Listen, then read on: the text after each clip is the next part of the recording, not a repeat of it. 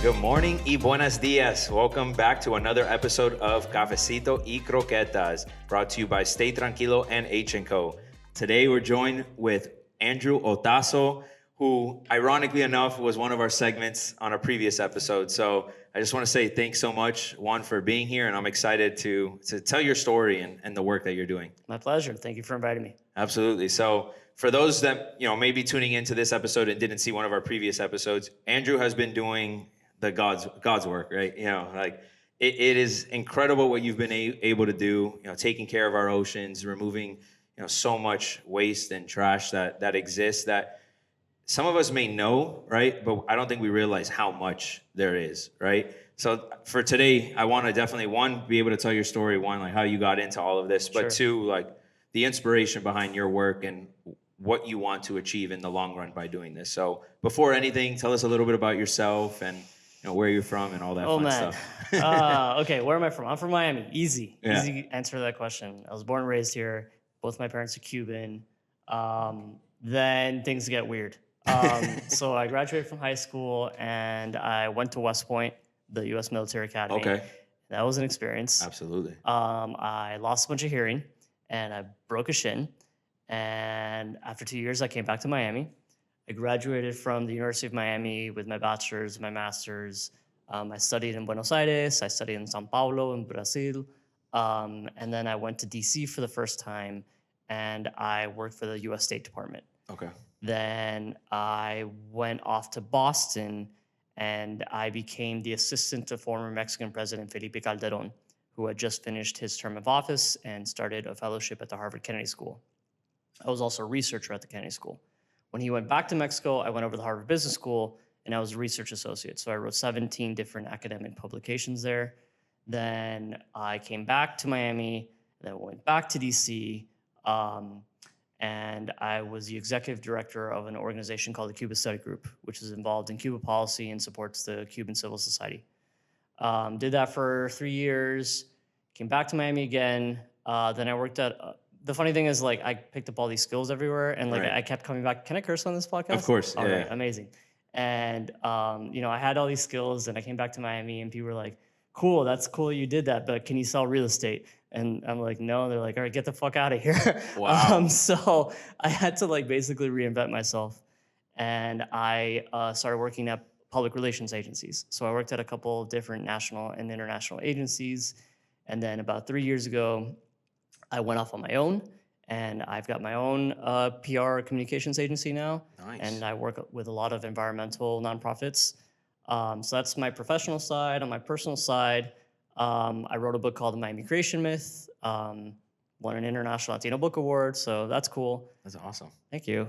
And more to the point to the podcast, Yeah. I've picked up 37,200 pounds of trash from South Florida's coastal ecosystem, so mostly the mangroves. That's incredible. That's incredible. I mean, what a lineup of a life. It's been a lot. I mean, from DC and like living that life, right, to obviously your life here in Miami. I think it's intriguing, right? We were talking before the pod, right, about like the educational component. And I think I could tell you're an advocate for that, right? Absolutely. Like not only being able to learn yourself, but being able to learn what you know and be able to provide for other people to be informed, right? Exactly. And we live in a world in today's age, right? Social media and just so much information at our disposal, but it's like what's real, what's not, right? And that's progressively only going to be harder and harder to realize with AI and all these things, which are great tools, but they come at a cost of misinformation, right? Right. So the more we can be informed, I think that the more powerful we can be. You bring up a great point. So, the reason I'm on this podcast is because, I posted on, so it's been 8 years of this, right? So Right. I documented every single day. It's been 192 days that I've gone out into the mangroves, and every single day I documented how many pounds of trash I picked up, and then I posted that on social media. But that was really just like, the very beginning. That's what gets people's attention so that I can then use that as an opportunity to Right. educate them, right, about what the sources of this trash are and what they can do about it and why they should care. And that's really what I've been doing. That's what this has turned into. It's been an 8-year-long public relation campaign. Yeah, that's incredible. And the fact that you had that vision going into it showcases like, hey, I wasn't just doing this to one, take care of our oceans, even though Right. that's a huge priority in all of this, but it's also letting people know like we got to, what you're doing is not helping the cause, and how can we help the cause, Right. moving forward. Yeah.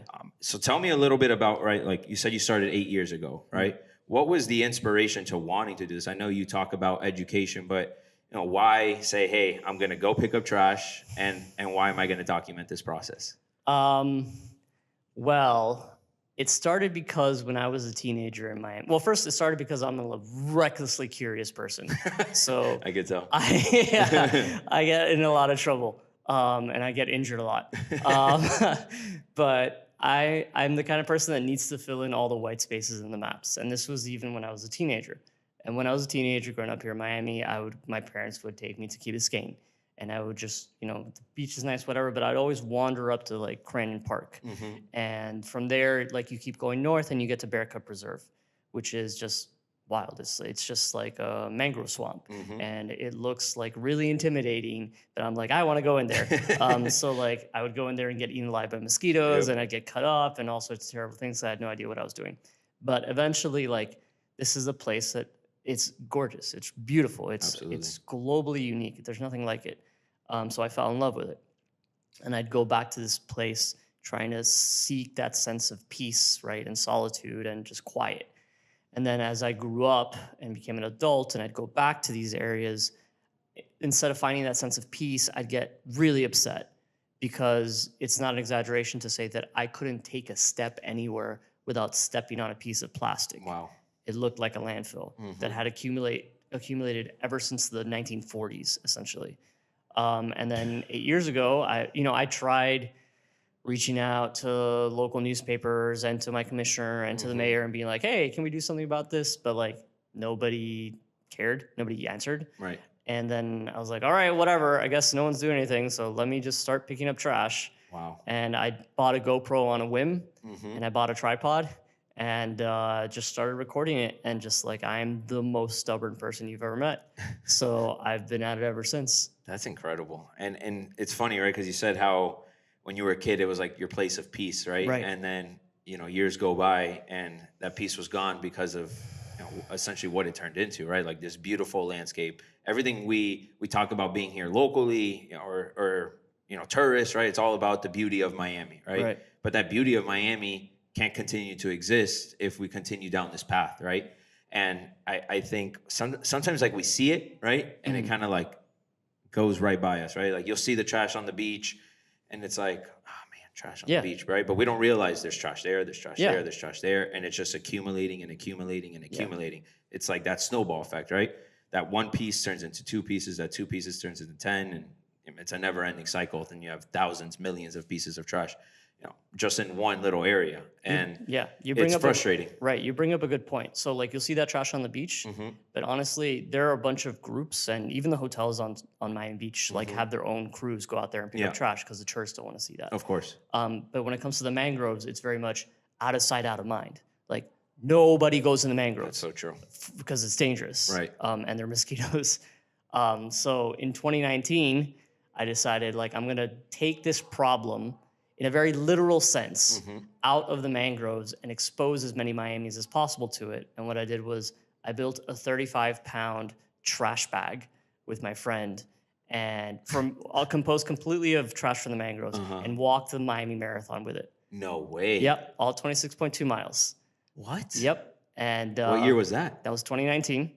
Holy cow. And yeah, that was awful. And it was a fundraiser for an organization called Miami Waterkeeper. And it took me 9 hours and 50 minutes to do it. And it was horrendous. But when I was done, I sat in a bathtub, and ate an entire large pizza by myself. And well deserved. Yeah, we raised a lot of money for Miami Waterkeeper. And then the next year, I learned from my mistakes and was like, that sucked. Let me rope in some other people to help me. Right. So we pulled this 135-pound trash cart the length of the marathon. And together we raised $30,000 for Miami Waterkeeper. Cow. Yep. Dude. And now the bag's in the HistoryMiami Museum. No. Yeah. Dude, that's amazing. Holy cow. I'm like genuinely stunned right now. That's impressive. I don't recommend it. No, I obviously not. But like, but you talk about like, an advocate for change, right? And sometimes it's like doing drastic things Yeah. to get attention, right? Exactly. Because here you are, you're calling the commissioner, you're calling this person, right? And you're like, hey man, like we have a problem here. Is somebody going to do something? And then it's just crickets. So you're like, okay, well, you know what? I'm going to go carry trash around in the Miami Marathon while everyone's, celebrating this amazing thing. We don't realize that there's just trash all over the place that no one's Right. caring about. Right. That's insane.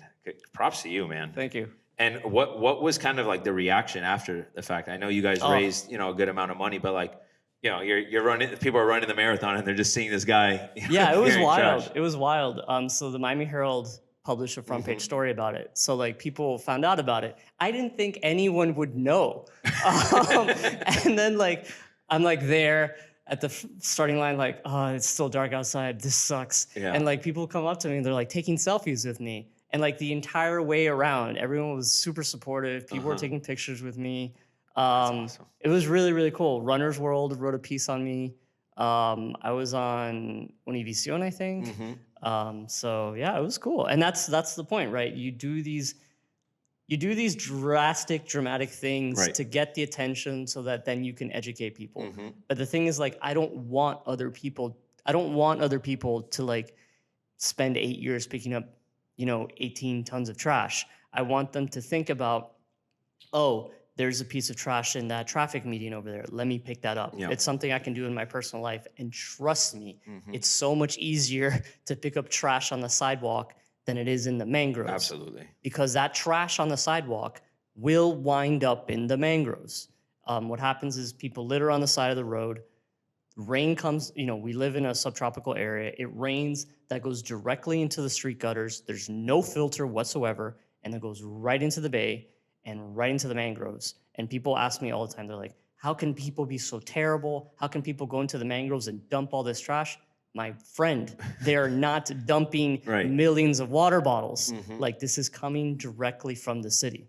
Interesting. All right. Because you think, okay, this is just stuff that's maybe in the surrounding areas of the mangroves and just ending up there. But you're saying that, hey, this is actually happening right here in your everyday backyard Exactly. and then filtering down into the oceans. That's exactly where most of it is coming from. It's funny. So this was like 2 weeks ago. I was filling up gas right here off Bird and Tropical Park, right there by Tropical Park. And there was a guy there with a garbage bag, and he was just going up and down the side of the road, Tropical Park, and he ended up actually making it all the way to the gas station. He was there in the gas station picking up trash on the ground. Good for that guy. Yeah. Yeah. And when I saw your story, I'm like, it's the irony. Because I don't know why, you're there, you're filling up your tank, you're kind of, you're not really like paying attention to your surrounding, right? You're just there filling up. You might get on your phone while you wait. But that guy caught my attention. I'm like, I saw this guy like 20 minutes ago, all the way over there. Now he's here at the gas station and he's still picking up trash. Amazing. So it's like, There's trash imagine everywhere. if Yeah. you get a couple people doing things like that. That's literally what I'm trying to do. Like, if you tag me on Instagram with you picking up trash, I will share it. I want to model behavior. Right. I want people to see that this is something you should be doing. It should be part of your everyday life. Absolutely. Yeah. No, I agree. And it would be, my head's already like spinning of ideas, right? You see, like I've done a couple of like these groups where we actually went into the mangroves on kayak and went and started picking up trash. Who'd you that was do it with Blue Missions. Okay, cool. Yeah. So we did that with them, and that always kind of like sparked it sparks like a crazy level of awareness of what exists in there. Oh, yeah. Right? You're talking about rope, plastic, Much rope. Yep. Yeah, we had knives there. We're there cutting off the the ropes off the mangroves. You're picking up obviously all the water bottles, but there's just like the most random of the random stuff that ends up there, which I know you've had some crazy experiences with random stuff in there. Tell us a little bit about some of the crazy stuff that you found. Okay. Picture anything that human beings make. I have found it. That's insane. Okay. So like some of the most common items are plastic bags, plastic bottles, things like that. But like, I found a virtual reality headset, multiple microwave ovens. I found a whole kitchen stove, like 4-range stovetop with like, you pull down to get the oven. Yeah, found that. Found a 220-pound tractor trailer tire that came up to my chin. that I had to then roll and push up a freaking hill to get out of the mangroves. You did that by yourself? Yeah, it fell on my head.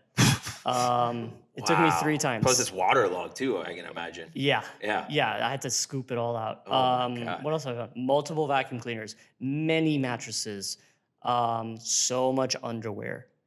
Just too much underwear. I saw you found like a underwear and a bra. Was it? Yeah, right? yeah, just like a week ago. Yeah, Yeah. that's people just be throwing off their. So how does their that type clothes. of stuff like end up there, right? Like you talk about an that's oven, like that a mattress, like those things. Like that's that not stuff gets obviously. dumped. No, it's not floating in. That does not float.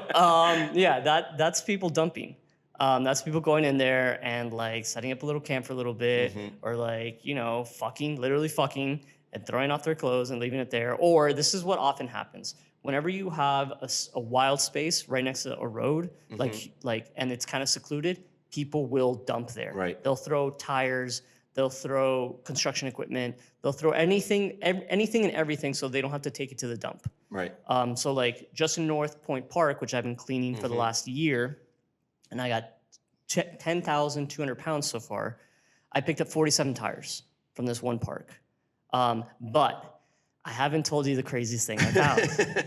The craziest thing I have ever found in the mangroves is a bank robber. A what? Strap in. All right. No. Yeah. Wait. What?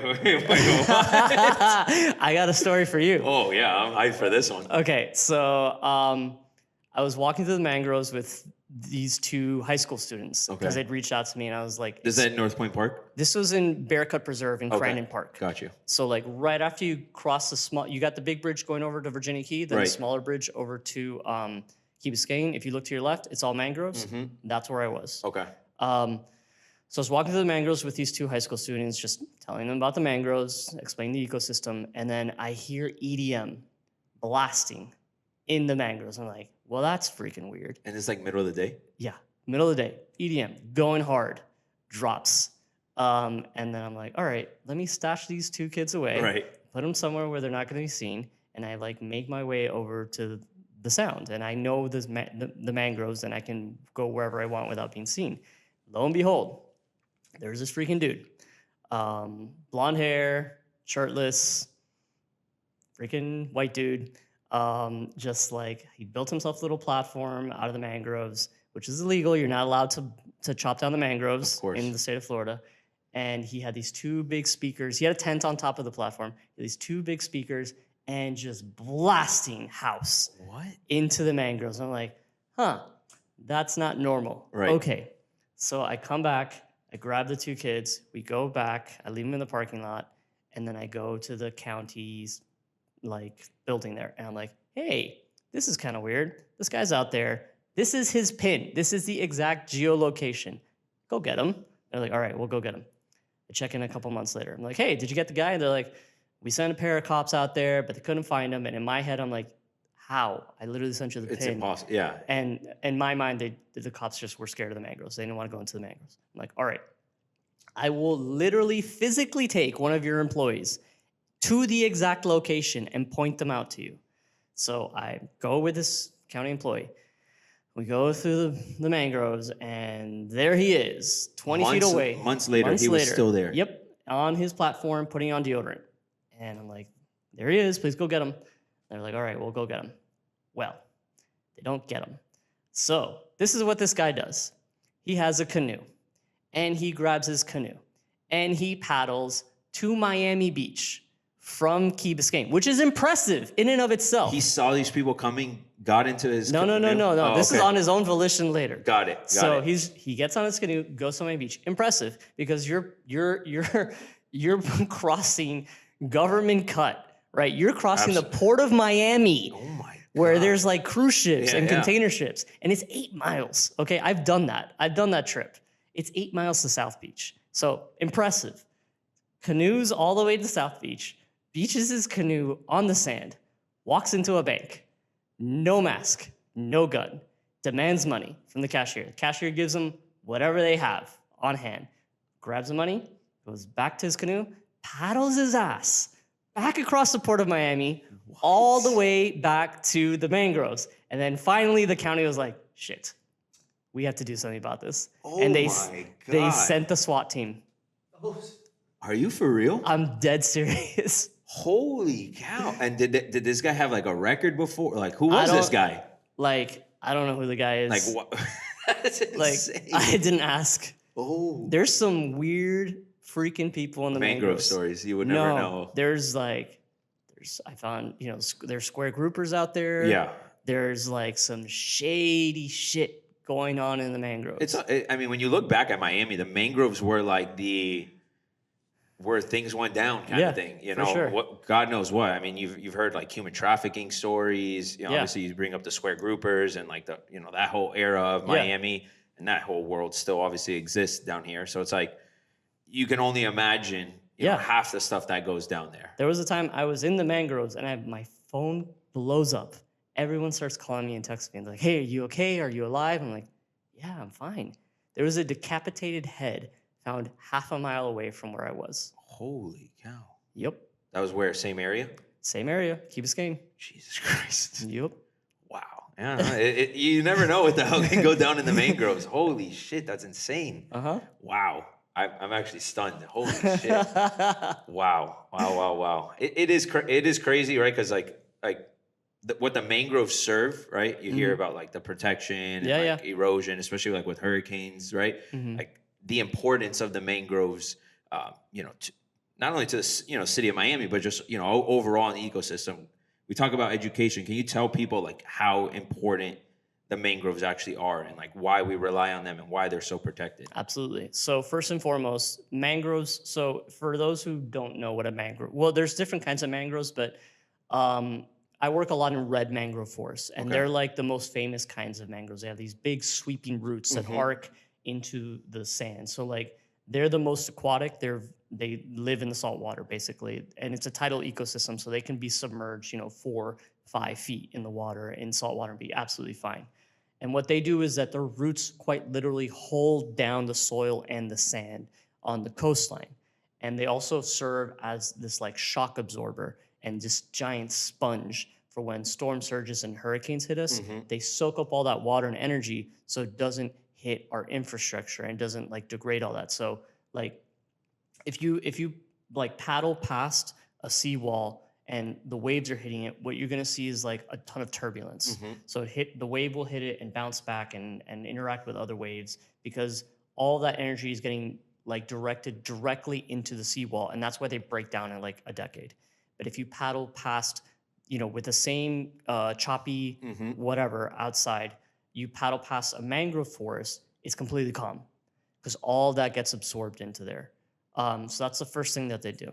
The second thing that they do that's very important is that basically 80% of the reef fish offshore, so like think tuna, think marlin, swordfish, whatever, every grouper, everything that we love to eat, they spend their juvenile stages within the mangrove roots. They act as protection. And I've swum through the mangroves at high tide, and every single tree has hundreds, if not thousands of fish just around the mangrove roots. Wow. It's incredible. And they also serve as a rookery for local birds. So you look around at our pelicans, our egrets, our osprey, ibis, whatever.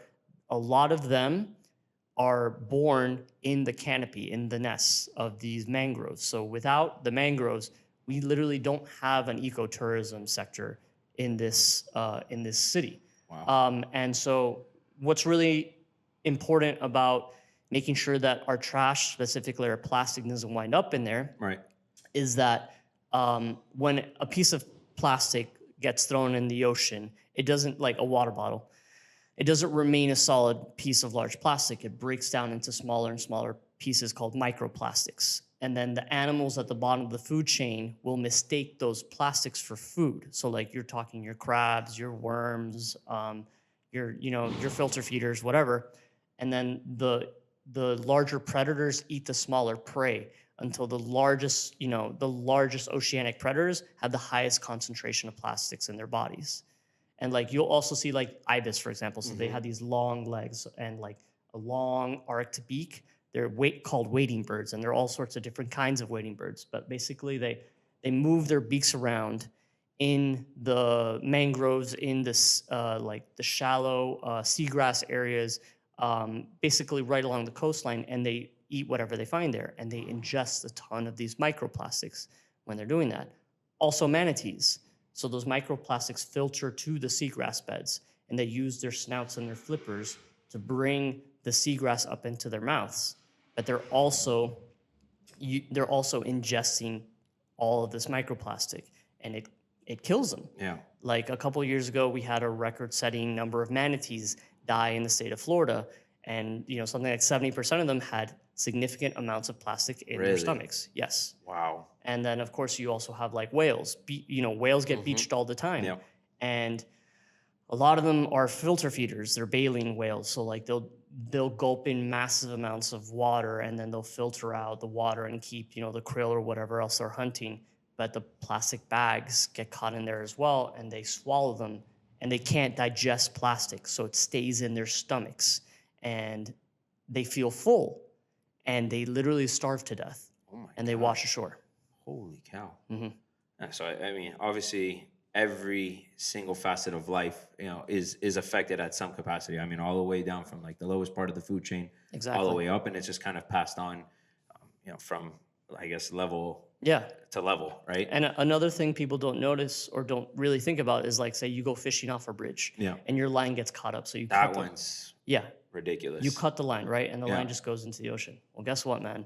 That line ends up between the mangrove roots or between the mangrove trunks, and I've seen it.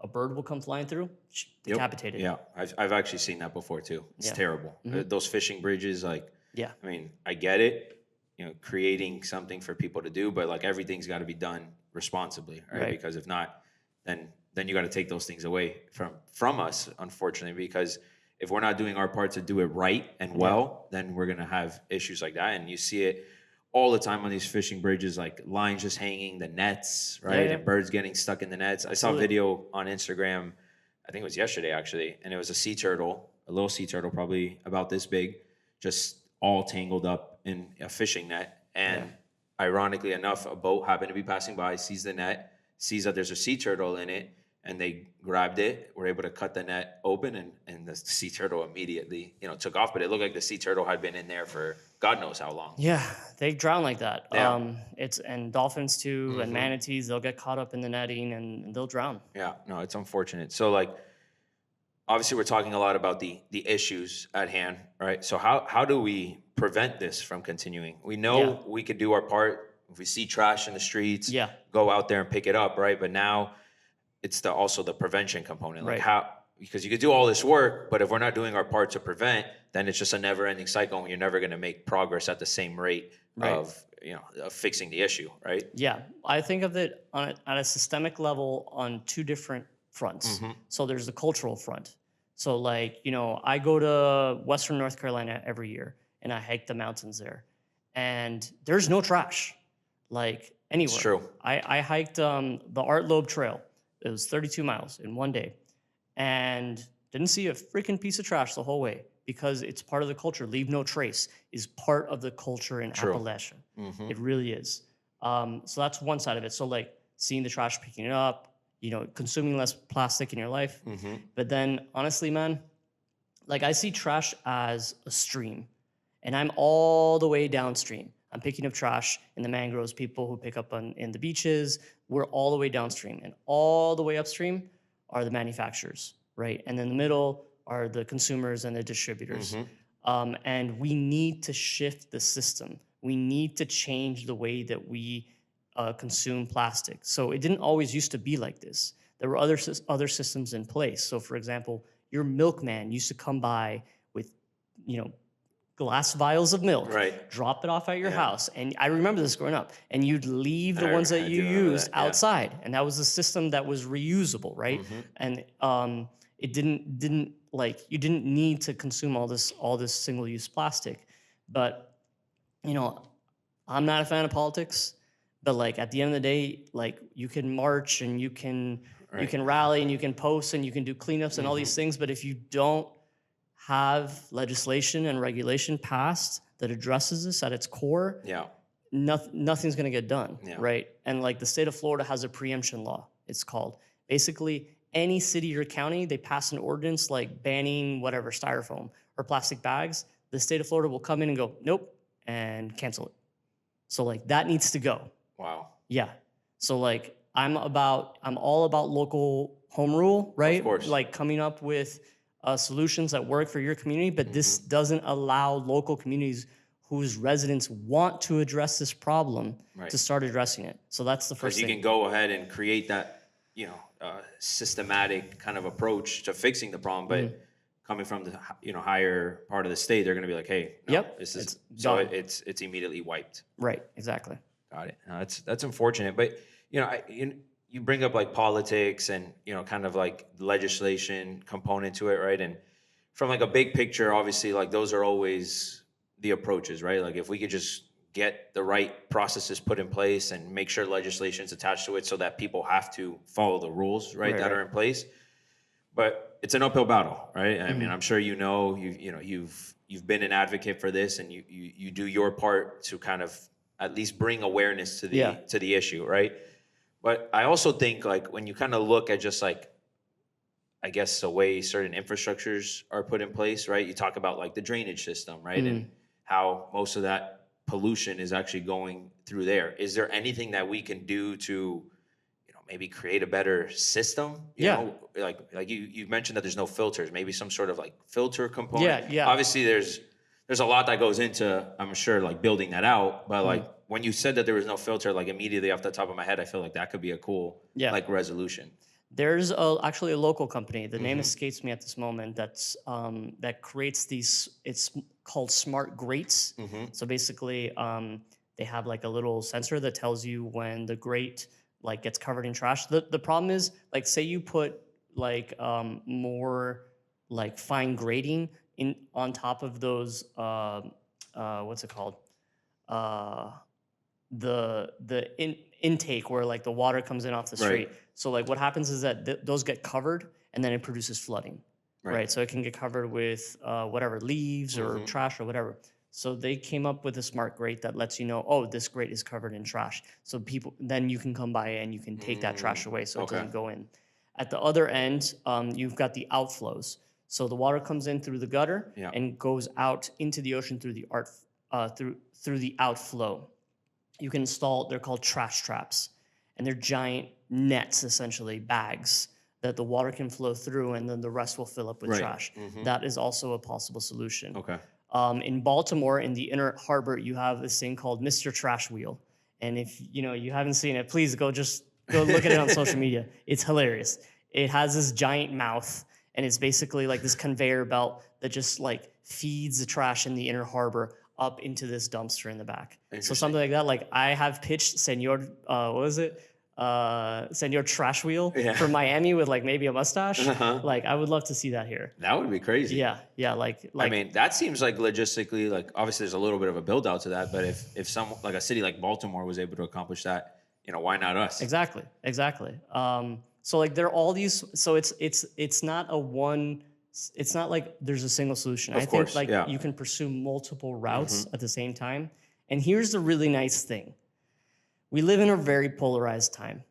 This is not polarized. Like it doesn't matter where you are on the spectrum. 100%. Yeah, it doesn't matter if you're super left, super right, in the middle. Nobody wants more trash in the ocean. It's so true. Yeah. That's been like the best part of this. Yeah, that is true. And I think that's like the beauty of it, right? Because we're dragged into so many kind of like political thoughts and ideologies that wherever you stand on it, at the end of the day, like this is our home, right? And whatever you believe is kind of irrelevant at that, because if you don't have a home, then none of this even matters. And the more we could do our part and align as a society, community, right? Like we're gonna accomplish things that are gonna be for the common goal at the end of the day. Yeah, I mean, like you grew up here. Yeah. You stick 10 Miamians in a room, you'll come out with 11 opinions. But like, this 100%. Is something everyone agrees on. Yeah. Like, there's no one's like, let's put more trash in the ocean. 100%. So obviously, we've talked a little bit about like the solutions, things that we can do. But what does this look like for you, like in the next 5 years? I'm sure you're going to continue to pick up trash, right? You're going to continue to do your part. But do you see any sort of movement? Do you see any sort of traction? Like, I think we're aware of it. Yeah. Can we all be better in like doing our part? Absolutely. But what does like the path forward look like? So the first thing is that things have changed a lot since I started. Okay. I'm just one part of a much bigger movement. There's so many different groups, so many different individuals doing awesome work. Manny Rionda at Fill a Bag, MJ Algarra from Clean This Beach Up, Mangrove Sasquatch. Yeah, it's great That's a names. great name. But like volunteer cleanup is another thing. Like I highly suggest, like if you're looking for a cleanup in Miami, go to volunteercleanup.org. Like, and you will find the entire list of cleanups, like start to finish. So like in your neighborhood, beach cleanup, neighborhood cleanup, mangrove cleanup, whatever, you can find it there. So like I've seen it grow a lot over the last 8 years. And I've seen people get more like aware of the scale and the scope of this problem. So that's a good thing. Yeah. As for me, dude, when it comes to cleanups, I'm gonna keep doing this until my arms and legs fall off. Like, there's no point where I'm like, all right, I'm done. Like 50,000, whatever, 100,000. Nope. Until I literally die, I'm gonna keep doing this. That's amazing. And I'm gonna keep talking to whoever will have me. Not just on podcasts like yours, but like I talk to local middle and high schools, to colleges, graduate programs, companies. Whoever. I had a talk at the zoo recently, so like literally whoever will have me, I will talk to you. Yeah, man, and trying to reach a wider audience. Lately, I don't know what's in the water, but like I've gotten more attention than usual. The Washington Post came out there. Yeah, I saw that. That was awesome. Yeah, CNN en Español came out there, BBC Mundo, and there's some other ones I can't mention yet, but it's going to be big. So I'll keep doing those as well. Absolutely. But you talk about, I don't know what's in the water, right? A common Microplastics. Theme. Yeah, exactly. Microplastics. We do know that. But it's like a common theme in a lot of the conversations that we like to have, right? And it's when you align yourself with like a larger purpose, everything else kind of just starts to align, right? Because you've been doing this, right? And you said you've been doing this for 8+ years, right? And you have a level of compassion and passion towards this initiative, right? And these problems that exist, and you're just doing your part, right? And that there's like no reward for you, right? Like there's no like there's no money in trash. Yeah, exactly, right? Like you're not doing it for any really selfish reason by any stretch of the imagination. Like it is one of the most selfless acts somebody can do, right? And when you do those things, universe, God, whatever it is that believe in, at the end of the day, is going to reward you for living a life of purpose and like very intentional in like the direction of the line of work that you want to do, right? And I think it's just a testament to like who you are, what you represent, and doing something that's greater than yourself. Good things happen to those people. I'm a massive believer in that, and I think this is just like the beginning, right? Yeah. Like you start seeing this, you start getting an article here, you start getting an article here, and the change and the mission becomes so loud that people are going to be like, I got to be a part of this, right? Yeah. Like, and I think that's the motivation, right? That's the motivation for you, right? Getting more people to become aware, getting more people to do their part, and you just continue to do what you do. And I think that's the beauty of all of this. Yeah, thank you. Yeah, no, it's awesome. Congrats to you, man. And we're obviously here to help as well. I'm very passionate about the ocean. I love the ocean. I grew up around the ocean. I'm passionate about Miami. And I definitely can do more, 100%. I think we all can. And I just think the little acts that we can all do multiply as a collective, as a community. So anything we could do to help, I'm here to help as well. And I'm sure everybody that will listen to this as well will be more inclined to want to help. And maybe we organize like a massive cleanup one of these days. I know you mentioned there's sites that have already existing, but anything we could do more to supplement that, I think is great as well. I do group cleanups every now and then. So most of the, like, especially the last year, because I've been working in such a sensitive area. I've been doing it by myself just to just to minimize my impact. But hopefully next year I'll start doing more group cleanups. Absolutely. I think it's just a great like community builder for for yourself, and just obviously a way to get with people that may have this like in the back of their head, right? And a website is great, right? But like having like a direct connection point to someone, I think is always Yeah. good, right? I mean, that was a big reason why I did the ones that I've done in the past. Is just like feel comfortable with somebody that I know, and feel comfortable doing something that I want to do, but like not really knowing where to go, and having some sort of like, hey, we're going here at this time. We can rally a bunch of people. We know the space is safe, and we're gonna go pick up a bunch of trash and Yeah, do yeah. this together, right? Yeah, actually, so I'm glad you brought this up. I partner with another nonprofit here called Debris Free Oceans, and in I believe it's going to be March, we're going to do an event called Miami's Trashiest Run, and so it's going to be a 5K on Virginia Key in the Marine Stadium Basin. Okay. So we're partnering with the city and the county, and we're going to do like this 5K out there, and then it's going to be kind of like a team competition to see which team can collect the most trash. Nice. And then whoever collects the most trash wins, whatever. And then we're gonna run back. So that's definitely gonna be a good That'll be fun. event for people to join. Absolutely. Yeah. I mean, it's like connecting like the mission of all of this with like an event that people are just engaged and can have a good time doing it. Right. Yeah. And that's the cool part about it. But listen, I appreciate it. Like some crazy stories that you've witnessed, and obviously some amazing work that you're doing. So congrats to you, and we're excited to see where this whole movement goes as a whole. We're hopefully continue to change. Hopefully people partake in doing their part. Even if you just see that little wrapper right there on the side, just pick it up, because that makes a huge difference. Yeah, and thank you so much for having me. Of course, absolutely. Appreciate it, man. Everybody. All right, guys. Well, thanks so much for tuning in, and we will see you on the next one.